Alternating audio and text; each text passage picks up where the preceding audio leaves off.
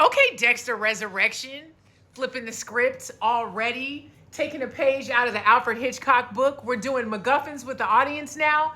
A MacGuffin is when you make the audience think it's about one thing, the plot, but it's really about something else. So now we know that things have changed in New York City. Welcome to the Asia Esterak Hour, where film meets conspiracy and pop culture gets a reality check. From sharp recaps to sci-fi theories and media deep dives, Asia Esterak serves it unfiltered. Let the binge begin. All right, welcome back to the Asia Esterak Hour. I'm Asia Esterak. All right, let's get into it. Dexter Resurrection, episode 3. So we open with Dexter doing this rideshare. First of all, I never in a million years thought I would see Dexter Morgan as a Uber driver or a U-car driver. Anyway, this scene was funny. So basically, it opens with he's driving some dude who's going on a date and he's late. The guy's like, "Do you have any water?" And Dexter's like, "No." He's like, "Do you have any mints or anything?" And Dexter's like, "Well, I can stop." And the guy's like, "No, I'm already late." So it's hilarious because Dexter doesn't have anything, any type of accoutrements to please the customers in the car. So the guy gets out and gives him like 3.5 stars or something. So he ends up getting an alert from the app that tells him that he's at a 4.2 rating, which I guess is low. And if he drops below that, his account will be deactivated. So of course he's like, oh my God. So he goes over, so after that we get to Harrison at back at the hotel, and Harrison gets questioned by the police, and he's nervous as hell. First of all, that female detective, the one that's fucking dope and can pick up anything, she's intimidating. I'm intimidated by her, and I'm not even being questioned by her. But anyway, so she's asking him, so she's going over the footage of the dude that he killed with the drunk chick, and she's asking him about the interaction, and he's like, "Oh, he told me that was his wife." And she's like, "So what's happened?" She goes, "We know that's not his wife. That was a such and such. Somebody else that stayed at the hotel." We all know Harrison knows that. We all know that. So Harrison's like, "Oh, that's just what he told me." And he goes, "Why didn't you say anything? She's clearly more than drunk." And Harrison's like, I didn't know that. I mean, she looked drunk to me. He said she was drunk. So she reveals that the victim, had Rohypnol all in his suitcase. So they know that homeboy wasn't a good dude. She doesn't tell Harrison that here, but they've already established that. So anyway, she's grilling him about this footage, and she asked him, she goes, So what happened after you rode up in the elevator with him? Because he tells her that he did ask him to help him bring her up to the room because she was, drunk and heavy. So detective asked him what he does. He's like, "Oh, I left and I went to a bar and I met this girl and stayed at her house." He's alluding to a one-night stand. So the detective's like, "All right, cool. What's her name and number?" And he's like, Julie. It wasn't really one of those types of things. So she goes cold-blooded. My butt clenched.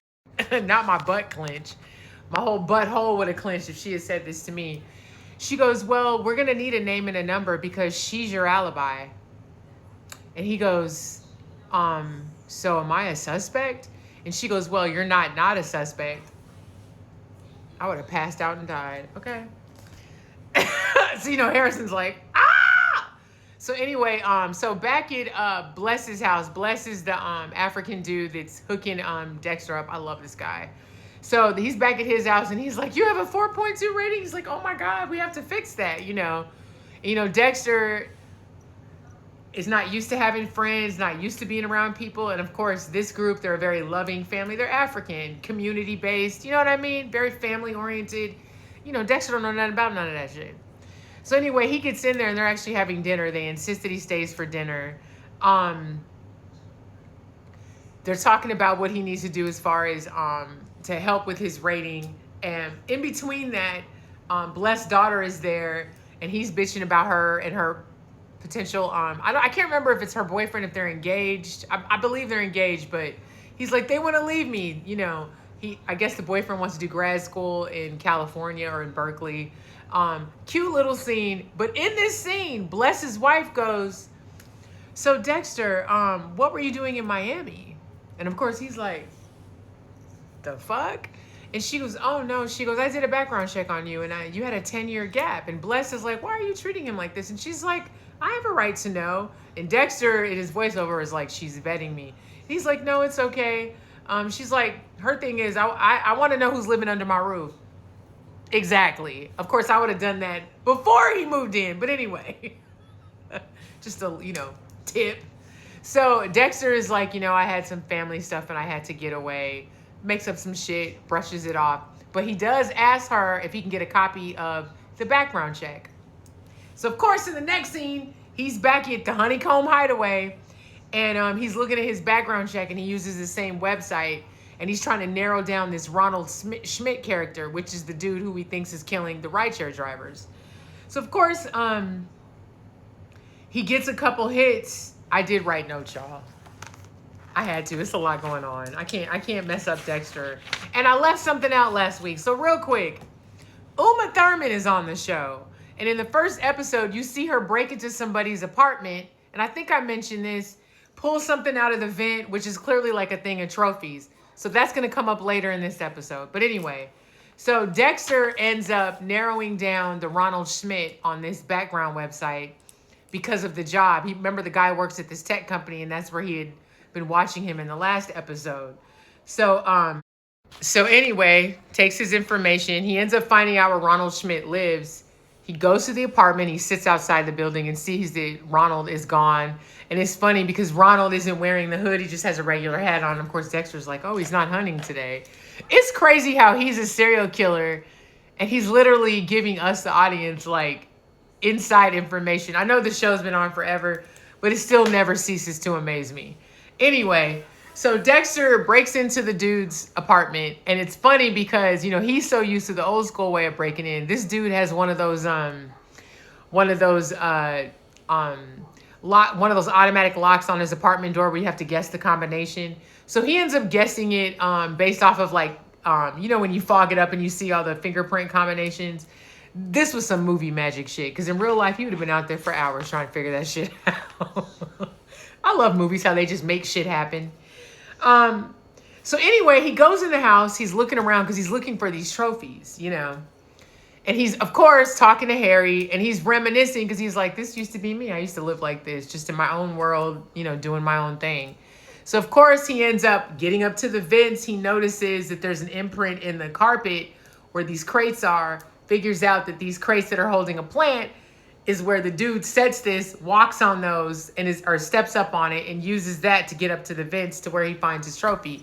So, of course, Dexter pulls it out. It's a book full of driver's licenses with, blood spattered across the face. So he figures it out.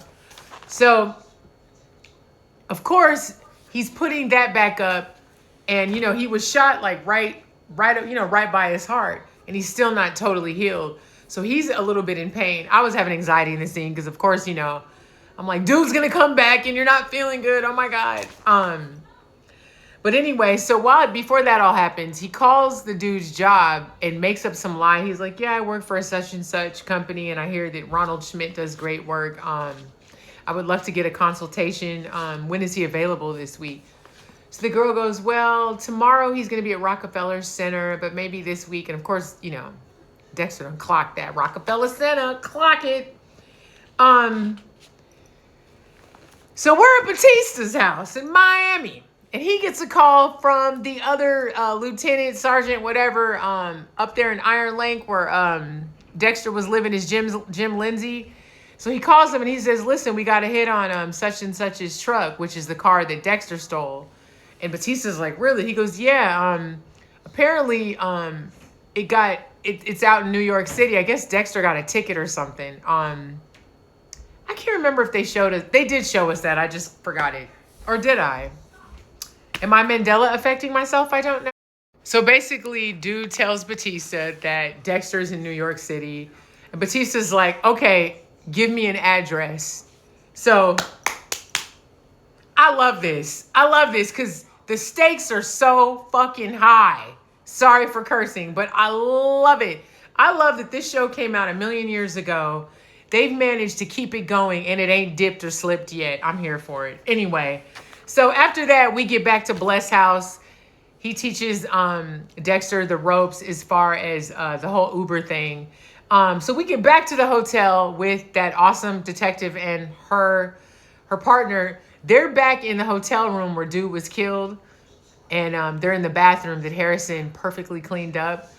And they're in there with the manager dude, the black British guy with the cool haircut. So the lady, the female detective is looking around and she's like, it's just too clean in here. You know, she's, you know, looking at all the surfaces and shit all in the tub. And the manager's like, okay, so we're too clean? And she's like, yeah, it doesn't make sense. She's like, then she looks over the toilet, notices that the top of the toilet has changed because we know that's what Harrison used to fuck dude up. So she's like, she gets this, you know, this little look in her face and her partner's like, let her do her thing. She puts her headphones on and the song is well, you can tell by the way I move my walks, I'm a woman, man, no time to talk. I don't know the words, but I just sang it. Anyway, I know the song, I'm just having a blonde moment, a dumb moment, a forgotten moment. So anyway, she leaves the hotel room and of course they're following her because they're like, what is she doing? She's walking down the hall. She sees one of the room service guys pushing a room service cart. She stops. She stops him. She still got her headphones on, the music playing. This is hilarious. She bends down and lifts up the apron and peers down inside and sees like, this is probably where they hid the body. Of course, we flash back to last episode. That's where Harrison hid homeboy's body. She follows that all the way to the service elevator with conveniently no cameras and no key, so anybody can write it. And they're all in there. They write it down and it lets off at the kitchen. So this is when homegirl's spidey senses are really ticking up. So she walks in the kitchen, she's looking around, and it's intercutting with Harrison chopping up dude's body, cleaning the blood.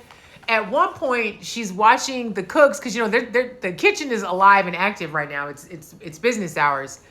So she's looking at them cutting up this meat on this table, and it's so funny. Whoever edited it, I gotta look it up. I'm sidebar. I also edit too. I love editing. The editing in this scene was really great because they're showing the people chopping up the meat. She looks up, and then it cuts to. So it's cutting back to when Harrison was chopping up dude's body in the same spot where she looked up. Where that spat of blood that Dexter removed is where homegirl looks up at it. But of course it's gone because Dexter removed it. Very interesting scene. She clearly figures out something's rotten in the state of Denmark. Anyway, ridiculous comparison. So Dexter is with Bless's daughter having an acupuncture session because of, you know, his pain. And they're having a brief conversation. This is an important scene, though, because in the scene, she's talking about her frustration with her father not wanting her and her fiance, boyfriend, to move away from home. And Dexter is, you know, going with emotions. And he's like, well, you know, he's your dad. And she's like, I know. And she, or no, he doesn't say that. He says he's trying to emote. And she's like, and he goes, well, you'll be fine where you're at. And she goes, I know, but no matter what, even though I want to strangle or kill him sometimes, you know, I love my dad and I'm always going to miss him and need him. Because she's saying that's why she thinks her dad doesn't want her to move because he's going to miss her. So, of course, Dexter's listening to all this because the reality is, Dexter, you went to New York to get your son. And you haven't even approached him yet. And you want some whole other shit now. You let that dark passenger take over a lot. Almost called Dexter Harrison. But anyway, so of course Dexter's thinking about that. So after that, he's walking and he's actually following Harrison, who goes into this diner. Dexter's looking at him in the diner across the street. He's standing across the street watching him. And of course Harry's there. And Harry's like, why don't you go and talk to him? And he's like, oh yeah, zombie dad comes in there and blows up his whole situation. Dexter's friend, the pretty girl that works at the hotel with him, who he sometimes babysits her kid, she ends up meeting him at the diner. Harrison sees that and he's like, look at him. He likes her. She's happy. And Dexter has a bit of a moment of feeling bad. He's like, he doesn't need me. He has somebody, and he just kind of walks away. Um, Dexter, you're a dad. You got to get over that shit. Go see your son. He needs your help, even though he did shoot you. Make it right, Dexter. Make it right. I'm curious what their first interaction with each other is going to be, because it's going to be crazy. Probably going to be fist thrown by Harrison. So anyway, we go into the diner, and we're sitting there with Harrison and the girl. I cannot remember this girl's name. But anyway, they're chatting. They're talking about the murder at the hotel. And then Harrison is like, I just need a night to get away. What are you doing? What are you doing after this? And she's like, well, why don't we can come back? What did she say? You can come back to my house. We can drink beer, or we can get a drink and watch drag race. So anyway, they go back to her house. They watch RuPaul's Drag Race. They hang out. There's a weird sexual tension there, because I was wondering, I didn't know what it was at first, but there was something there. I think the point of this scene was for him to chat with her, because he's going to end up needing her as an alibi, right? That was the vibe. That's what I thought they were going for in this scene. This is why I'm loving this season so far, because the stuff that I'm assuming is going to happen is not happening. And I love it. I love when I'm not right. I like being surprised. And I don't watch so many damn movies and TV shows. I mean, there's really only 6 basic plot points. It's just how you tell the story. So they're telling this story quite well. So anyway, in this next scene, we see Uma Thurman in some fancy schmancy kitchen dining room situation. This like fancy table is being set, and she's going over a menu with one of the staff there, and they're talking about dietary needs. She's talking about wine, and the waitress makes a comment. She's like, "Do you want wait staff there for whatever?" And she's like, "No, this is a private dinner party." I love how ominous the scenes are with Uma Thurman, because you know something good is coming. You just don't know what it is. Anyway, so we're back at the hotel. That awesome female detective is now grilling Harrison's ass again. Basically, she lets them know we went over all the hotel footage in the city. And before, the way she confronts him, she goes, "You never gave me your alibi, so we need to chat." So of course he's like, so anyway, she talks about how we've scoured all the hotel footage from that night, from when you leave them at their hotel door, and then we don't ever see you again until 4:15 the next day. We don't see you leave the hotel. So your story about leaving and going to a bar isn't checking out. So Harrison, of course, is panicking. So basically he's like, I have a confession to make. Or no. I'm sorry. I'm skipping shit. So let's back it up real quick.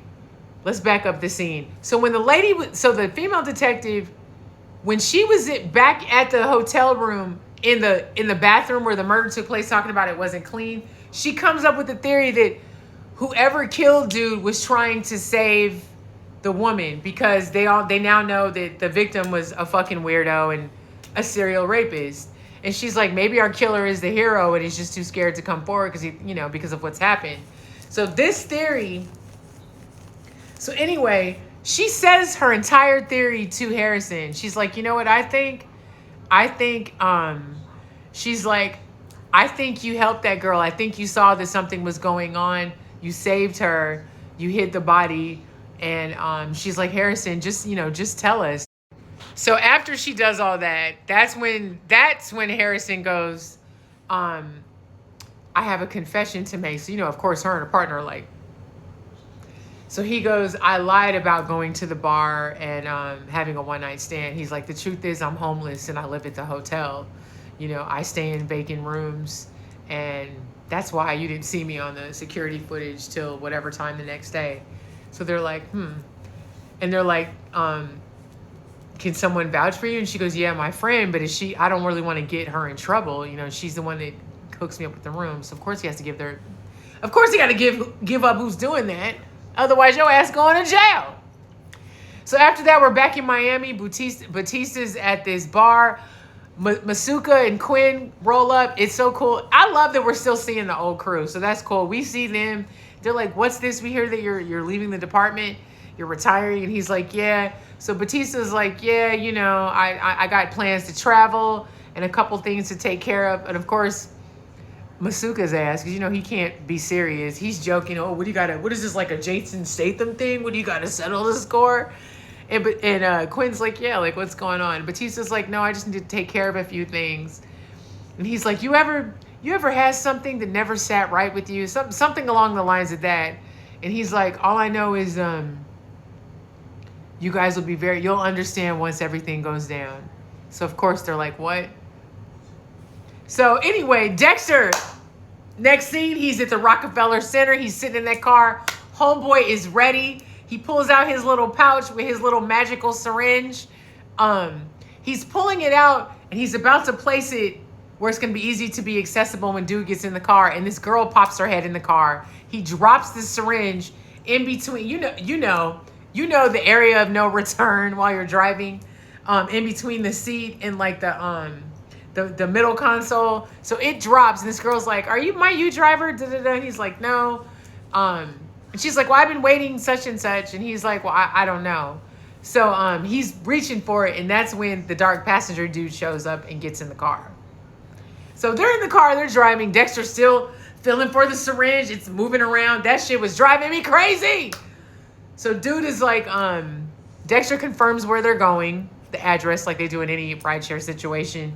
And then dude tells him to go a different way. Dexter's like, well, such and such way is shorter. And dude's like, no, I want you to go this way over the bridge. They drive a little bit. Dude whips out that thing right behind Dexter's neck, holding him up. This scene had me dying. Could not stop laughing. So dude has got this shit around Dexter's neck as he's driving, and Dexter's still trying to find the syringe thing. Dexter pushes the thing, so it ends up being like kind of behind the seat. My anxiety was through the roof. Meanwhile, dude is tugging on his neck, talking about, asking him like, what do you think, you're about to die or some shit? Dexter's sarcastic ass, well, this wouldn't be my first time. And the dude, what? And so Dexter's voiceover, he's like, I guess he is in for a sense of humor. So Dexter goes, I'm scared, and rolls his eyes. That shit took me out. I rolled that back quite a few times. Anyway, they do this whole back and forth. Dexter ends up getting the syringe. They get to the spot where he wants to get him. He injects him and he fights him, injects him in the syringe. Next scene, we wake up, dude's on slab asses on the table wrapped in that plastic. Dexter standing over him. And it's so funny. So the guy wakes up and he's looking around and he goes, are you him? And Dexter's like, what? And he goes, are you the guy that broke in my apartment with that invitation and the money? He's like, listen, I didn't spend any of the money. You can have it. I'll give it back. And Dexter's like, what are you talking about? And he's like, the invitation. And he's like, no. He goes, you're here because you've killed innocent people. You need to look at your victims. And the guys, of course, go into this whole, they're not innocent. My dad had a taxi company. The rideshare companies destroyed it. And I guess his father ended up unaliving himself because he went into debt over this. So somehow this dude is blaming rideshare drivers for his dad offing himself. So Dexter's like, whatever. Dexter kills the dude, does his whole thing, chops him up. He drives to this separate area where there's an incinerator. I don't know where that was exactly, but he drives there and he's reading the invitation as he's throwing separate bags of dude's chopped up body into this incinerator to burn. So it's like, you're cordially invited, blah, blah, blah. Before he kills dude, let me back up. Before he kills dude on the table, the guy does say this. He says, listen, I didn't spend any of the money. And when Dexter's like, what are you talking about? He goes, yeah, they wanted, they were offering to sell, they wanted to pay me to buy my trophies or some shit. And I think that says that again in the invitation. So as he's reading the invitation, it's like a car will pick you up and you need to verify your identity through fingerprint. So of course, Dexter stops, runs over to the incinerator, grabs one of the bags, pulls out an arm with a hand on it, chops the thumb off. That's the end of the episode. Baby. So Dexter is clearly about to have a run-in with Miss Uma Thurman and whoever else at this dinner party. I cannot wait. I really hope Peter Dinklage is this millionaire dude. Some tells me he's not the serial killer. I think he's the guy that's behind hiring these serial killers. Anyway, I love it. Great third episode. This season is fantastic so far. And I can't wait for Friday for the next one. Anyway, it's Sunday. Have a great week, y'all. And let's see what episode 4 is going to be about.